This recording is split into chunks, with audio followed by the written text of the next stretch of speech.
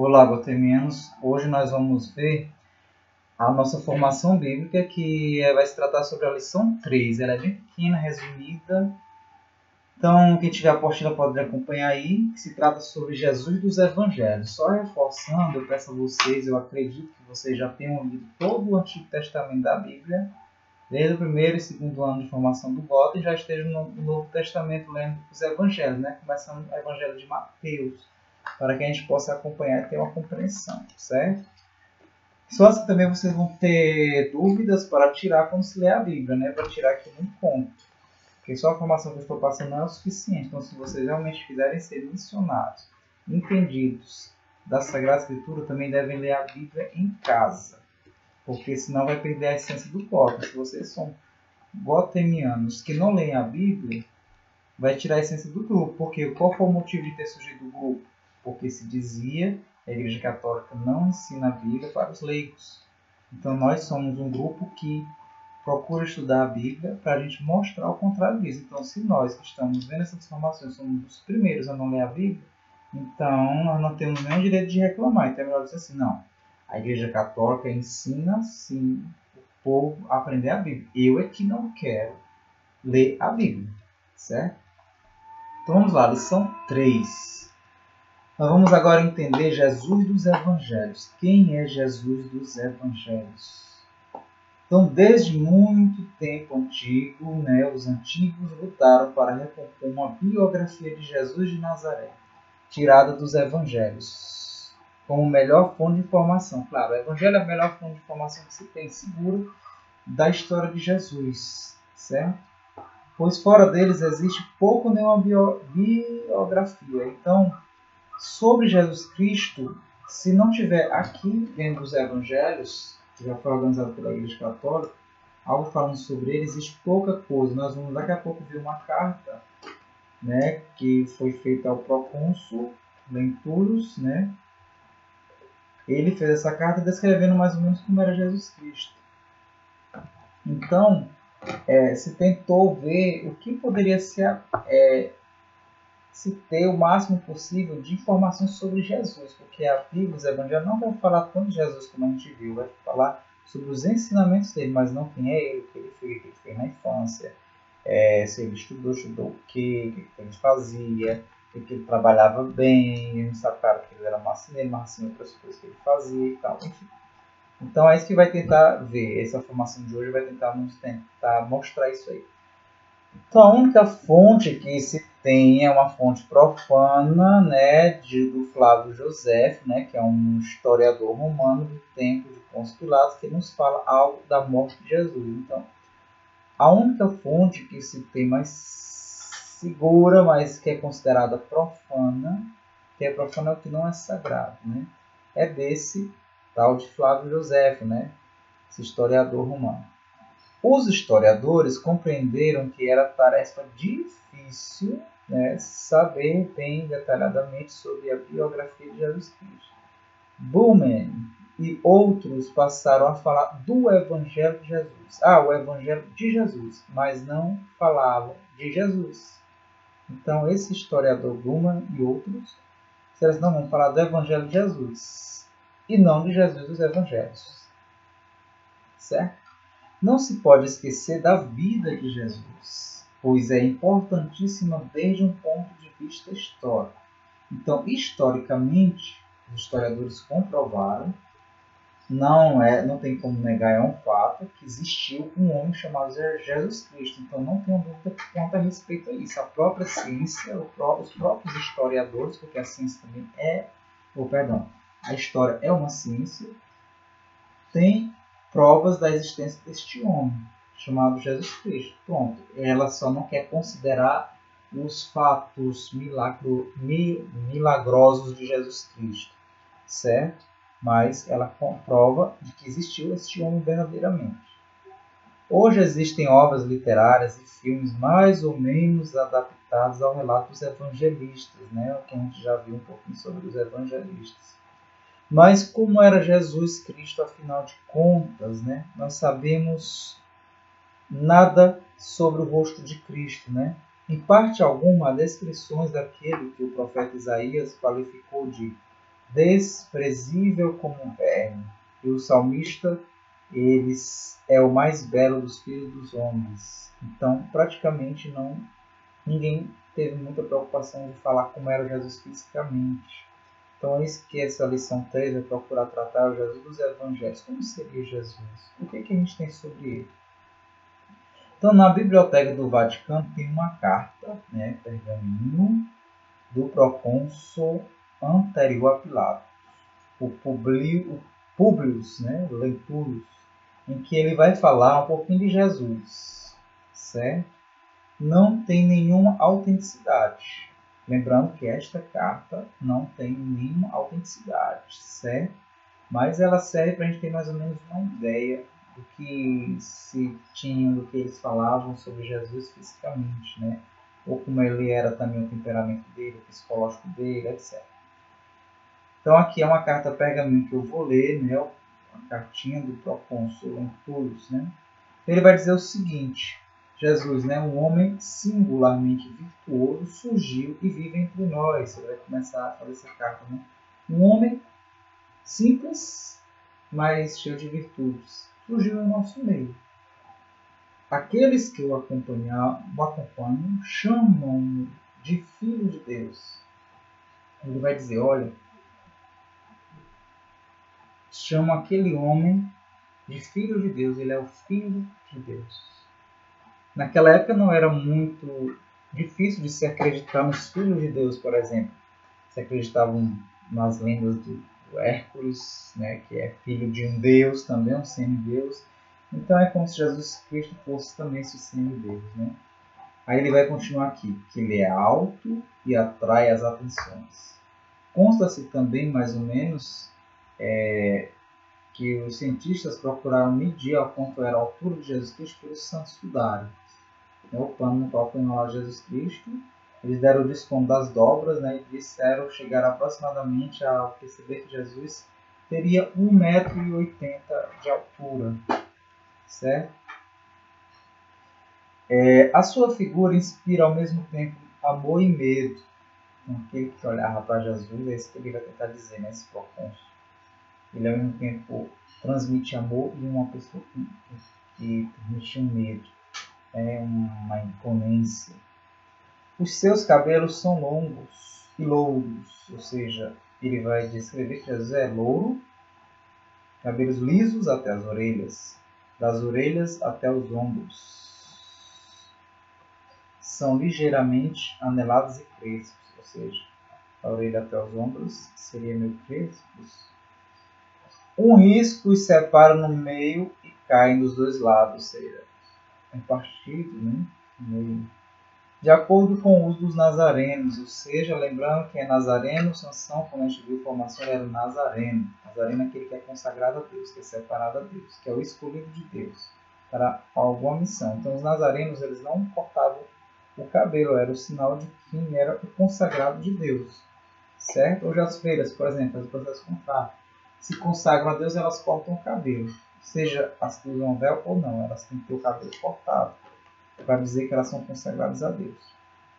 Naquela época, os consagrados a Deus, eles não cortavam o cabelo. A face de Jesus é apenas rosada, o nariz e a boca bem feitos, a barba é cheia, cor de avelã mesmo, como os cabelos. É curta e separada no meio. O seu olhar revela sabedoria e candura. Dá para escrever o olhar de Jesus, O olhar que transmite sabedoria, aquela docilidade, um doce, candura. Os seus olhos azuis se iluminam às vezes com clarões súbitos. Esse homem, geralmente amável na conversação, torna-se terrível quando repreende. Por isso que a gente tem aquele episódio de Jesus Cristo, quando repreende lá no templo, que ele chega irado mesmo. E aí você diz assim, mas a ira não é pecado? Nós estudamos comissão sobre as paixões. Se vocês não lembram, eu aconselho ver sobre as paixões da formação, que eu vou falar direitinho e explicar sobre a ira, certo?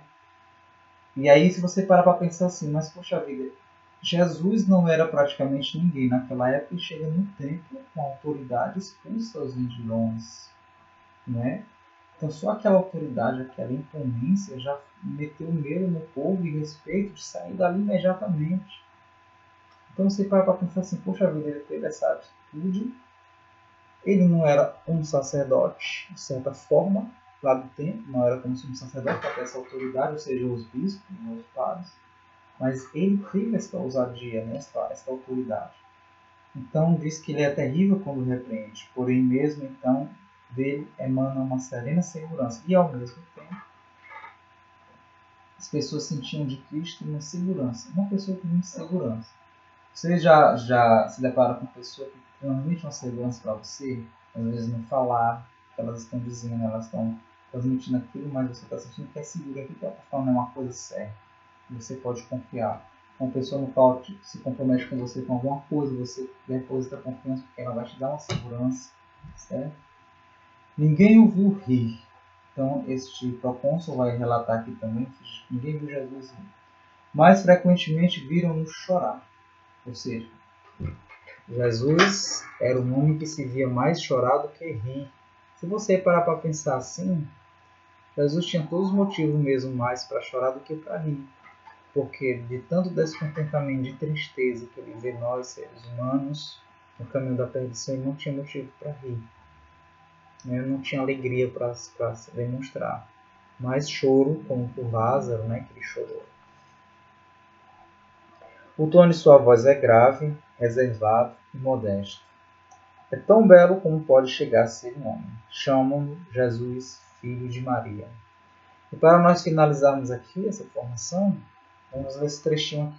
As imagens de Jesus se sucedem ao longo dos séculos. Então as pessoas vão começar, no decorrer do século, a criar a imagem de Jesus, de acordo com o que cada um imagina e pensa. Os primeiros cristãos deram-lhe as feições de Apolo, ou outro deus nas catacumbas, né? O deus grego Apolo. Os primeiros cristãos começaram a dar característica de Jesus como se fosse o deus Apolo. Porque o deus Apolo é considerado o deus da perfeição, o deus da beleza.